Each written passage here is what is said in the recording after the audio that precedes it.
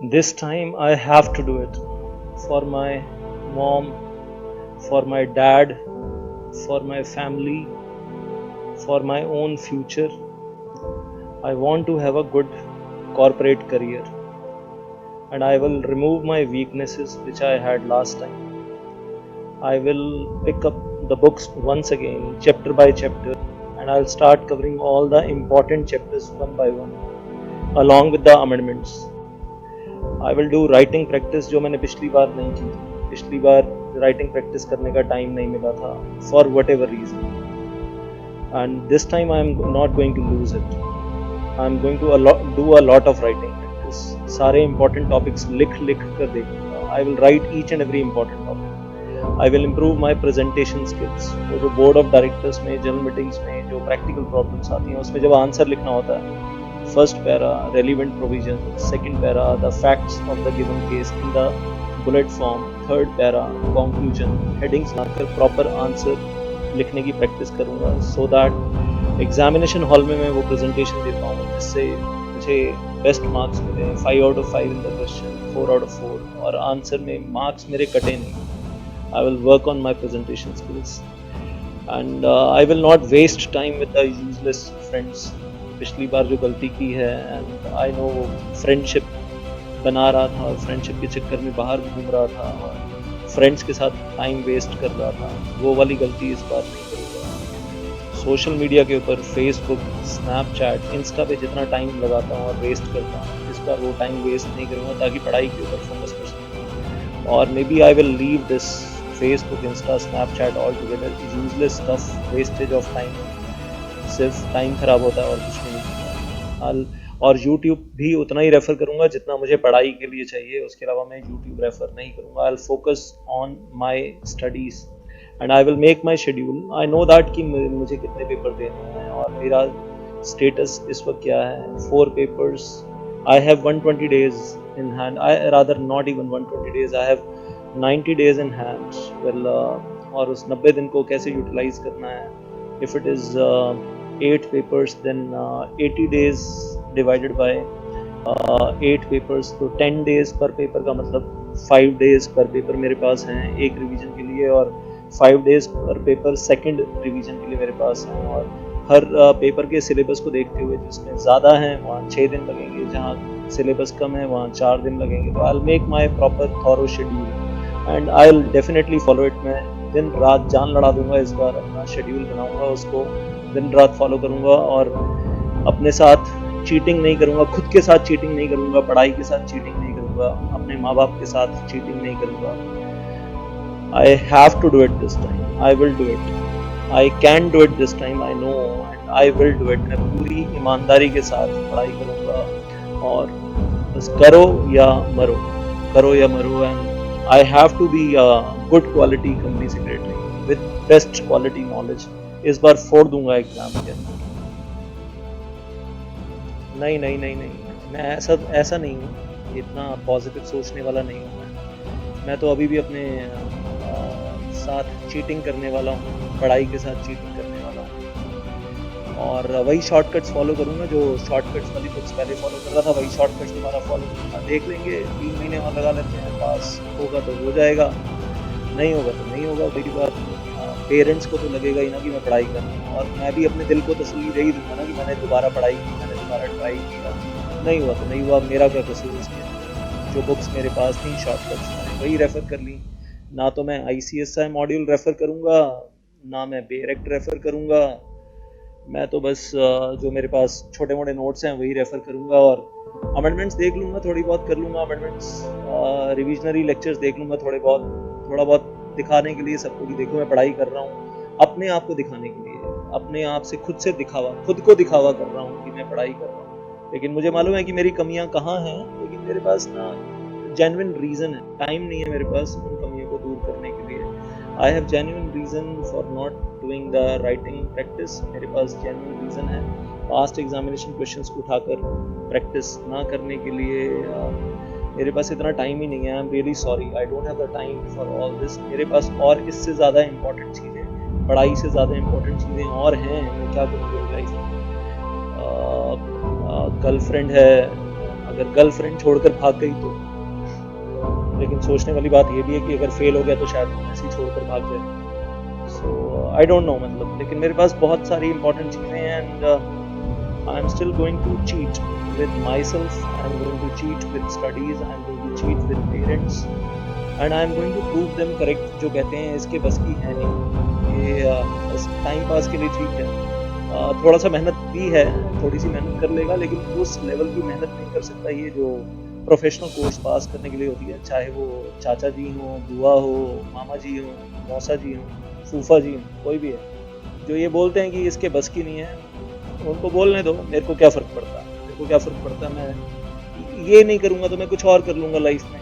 अब बस ठीक है, 3 महीने बिताने हैं, एक ट्राई और कर लेते हैं किसी तरीके से, और वक्त बीत ही जाएगा। तो मैं तो अभी भी शॉर्टकट्स में ही पढ़ने वाला हूँ। I am still going to be same guy committing same mistakes, और देखते हैं लक एक बार और आजमा लेते हैं लक, कि हो जाएगा तो हो जाएगा, नहीं होगा तो नहीं होगा, कोई बात नहीं। जय माता दी ऑल। और अब आपको पता है कि आपके पास 2 रास्ते हैं चलने के लिए, एक सही रास्ता और एक गलत रास्ता। कहते हैं कि नेगेटिव रिजल्ट्स हमें इंटेलिजेंस देते हैं, इंट्रोस्पेक्शन करने का मौका देते हैं, और जिससे हम जिंदगी में समझदार ज़्यादा हो जाते हैं। एंड इम्पॉर्टेंट थिंग इज कि वो सही रास्ते में आपको मेहनत ज़्यादा करनी पड़ेगी, और ICSI मॉड्यूल भी रेफर करना पड़ेगा, वो टॉपिक्स रेफर करने पड़ेंगे जो टॉपिक्स आप पिछली बार छोड़ गए थे। चैप्टर कहने के लिए आप करके गए थे, किसी टीचर के शॉर्टकट में रेफरेंस नोट्स ले लिए थे आपने, और रेफरेंस नोट्स रेफर करके गए थे, लेकिन वो चैप्टर कहने के लिए आपने किया, लेकिन उसके अंदर बहुत सारे टॉपिक्स थे जो आपने पिछली बार छोड़ दिए थे, जो ICSI मॉड्यूल में है, जो इस बार तो कवर करने चाहिए। और अगर आप इस बार भी कवर नहीं करते हैं और आप सेम वही शॉर्टकट नोट्स को ही रेफर करते हैं और उसी के बेस पे एग्जाम में जाते हैं और फिर से नेगेटिव रिजल्ट आता है, तो फिर कसूरवार आप हैं, क्योंकि आप गलत रास्ते पे चल रहे हैं और आप अपनी कमियों को दूर नहीं कर रहे हैं, आप अपनी वीकनेसेस को दूर नहीं कर रहे हैं। और ये बीकॉम नहीं है, ये प्रोफेशनल कोर्स है, तो you have to really work really hard. और अब आपको मालूम है ये CS फाउंडेशन जैसा या CS ईट जैसा लॉलीपॉप भी नहीं है जब हम बात करते हैं CS एग्जीक्यूटिव प्रोग्राम की। And all India result in the executive program group 1 is 8% pass out और 92% फेलियर। तो ये सोचना कि वो 92% जो फेलियर हैं, अगर आप उनमें से एक थे तो हो सकता है कि आप बहुत क्लोज थे, वो 200 मार्क्स के 198 था, तो मैं कहूँगा शायद आप उतने कसूरवार नहीं हैं उस केस में। लेकिन अगर आप 130 140 लेकर बैठे हो और आप फिर से उसी रास्ते पे जा रहे हो और 130 140 150 160 लाने वाले हो आउट ऑफ 400, फिर से वही गलतियां कर रहे हो और आपका वो 200 का इरादा है ही नहीं, तो I am really sorry to say कि आप फिर वेल काम चोर हैं, और आप उतनी मेहनत नहीं करना चाहते हैं जितनी करनी चाहिए। And one more thing I like to say, consistency is very important. आज तो जोश आ गया, नेगेटिव रिजल्ट के बाद फोड़ देंगे, बहुत मेहनत करेंगे, 4 दिन के बाद जोश ठंडा हो गया, 5 दिन के बाद, और धीरे धीरे ओहो इतनी मेहनत हमसे तो नहीं होती, दिन में 13 घंटे पढ़ाई हमसे तो नहीं होती। वेल हम तो कंसिस्टेंटली पढ़ाई नहीं कर सकते, और धीरे धीरे वो पता चला एक दिन चल यार घूमने चलते हैं, ये बस बहुत हो गया। और कुछ वो स्टूडेंट्स भी हैं जिनको अभी जोश नहीं आएगा, एग्जाम से सिर्फ 15 दिन पहले जोश आता है, तो मैं हमेशा बोलता हूँ आखिरी के 15 दिन का जोश बेकार है, यूजलेस। ये वो बीकॉम नहीं है, it is not BCom, it is professional course. और CS या CMA के कोर्सेज अगर आप कर रहे हैं तो आपको कंसिस्टेंसी चाहिए फॉर 3 मंथ्स कॉन्टिन्यूस। तो 3 महीने तो दिल लगाकर मेहनत करनी पड़ेगी पूरे जोश के साथ, तो जाकर आप कुछ परफॉर्म कर सकते हैं। और मैं कहूँगा ये सोचकर मेहनत करो कि मुझे इंडिया के टॉप 1% में आना है, टॉप 1% में, टॉप 8% में नहीं, टॉप 1% में। और सारी दुनिया फेल होती है, हो मुझे तो पास ही होना है, मुझे तो इस बार वो पास होना है और अच्छे मार्क्स लेकर पास होना है। हर सब्जेक्ट में मेरा टारगेट 70 70 70 70 70 का है, तो इंस्टीट्यूट आपको 50 50 50 और उसके ऊपर कभी कोई पेपर चेकर ज्यादा स्ट्रिक्ट मिल जाता है, कभी पेपर चेकर लीनियंट मिल जाता है, you never know that in subjective papers specially. I say maybe वो MCQ पेपर्स में तो आपको मालूम है गोले गोले लगाने हैं OMR शीट के ऊपर, आपको मालूम है कि उसमें काम हो जाएगा, लेकिन सब्जेक्टिव पेपर्स के अंदर you can not compromise on the quality of your answers. You have to be perfect in English language, you have to be perfect in presentation skills, and first of all you have to be perfect in the concepts। और फिर ICSI module पूरा पढ़कर जाइए, बीच में कुछ छोड़कर मत जाइए, that's very important. At the same time reference notes अपनी जगह रेलिवेंट हैं, जितना रेफरेंस नोट्स और ICSI मॉड्यूल में कॉमन है वो आपको दिख जाएगा, लेकिन ICSI मॉड्यूल में जो चीज़ें एक्स्ट्रा हैं, जो चीज़ें एक्स्ट्रा हैं वो भी तो करके जानी है. Something you can not compromise upon second time if you are attempting the exam. First time जो एग्जाम अटेम्प्ट करने जा रहे हैं उनको भी कॉम्प्रोमाइज नहीं करना चाहिए, मैं तो कहूँगा. वेल, सेकेंड टाइम तो बिल्कुल भी नहीं करना चाहिए. And if you are doing still that compromise, maybe then you are doing the cheating with your studies. First of all, you are doing the cheating with your studies, then you are cheating with your parents, then you are cheating with your own self also. आप अपने आप को बोल रहे हैं कि मैं बहुत पढ़ाई कर रहा हूँ या कर रही हूँ, लेकिन उस लेवल की आप नहीं कर रहे हो कि आप इंडिया में वो टॉप 8% में आ जाओ पास आउट होने के लिए. 92% सारे मैं कहूँगा कि ना सारे ईमानदार होते हैं और ना सारे बेईमान होते हैं 92% में. लेकिन आप कौन सी वाली कैटेगरी में हो? 92% में तो हो आप.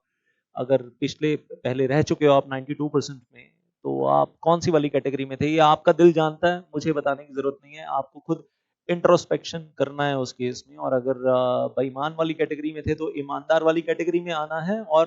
और ज्यादा ईमानदार का मतलब टॉप 8% वाली ईमानदारी चाहिए या टॉप 2% वाली ईमानदारी चाहिए. और जो पहले से ईमानदार हैं उनको थोड़ा सा और ईमानदारी का लेवल बढ़ाना है.